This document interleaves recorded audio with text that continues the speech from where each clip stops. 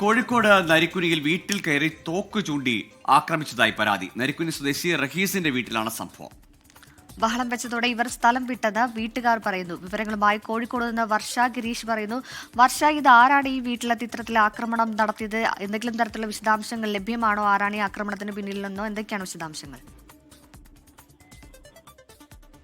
ഇന്നലെ രാത്രിയാണ് ഈ സംഭവം ഉണ്ടാകുന്നത്. നരിക്കുനി തണ്ണിക്കോട്ടൂർ ചെങ്ങാങ്കര റഹീസിന്റെ വീട്ടിലാണ് സംഭവം. ആക്ടീവ സ്കൂട്ടറിലെത്തിയ 3 അംഗ സംഘമാണ് ഈ വീട്ടിലെത്തി റഹീമിനെ ആക്രമിച്ചതെന്ന് പറയുന്നത്. സംഘത്തിലെ ഒരാളാണ് റഹീസ് എന്നാണ് പേര്. റഹീസിന് നേരെ തോക്ക് ചൂണ്ടിയത്. തുടർന്ന് വീട്ടുകാർ ബഹളം വെച്ചതോടുകൂടി സമീപവാസികളെല്ലാം ഓടിയെത്തുകയായിരുന്നു. അപ്പോൾ ഇവർ കടന്നു കളഞ്ഞ സമയത്ത് വാഹനം പിടിച്ചു വെക്കാനൊന്നും സാധിച്ചില്ല. പെട്ടെന്ന് അറിഞ്ഞയുടെ ചലനമെന്നുള്ളതാണ് റഹീസ് പറയുന്നത്.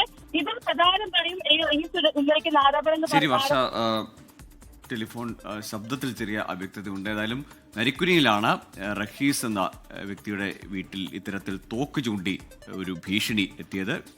ഇവർ ബഹളം വെച്ചതോടെ ഈ അക്രമികൾ അല്ലെങ്കിൽ ഈ ഭീഷണിപ്പെടുത്താൻ എത്തിയ സംഘം സ്ഥലം വിട്ടു എന്നതാണ് വീട്ടുകാർ പറയുന്നത്.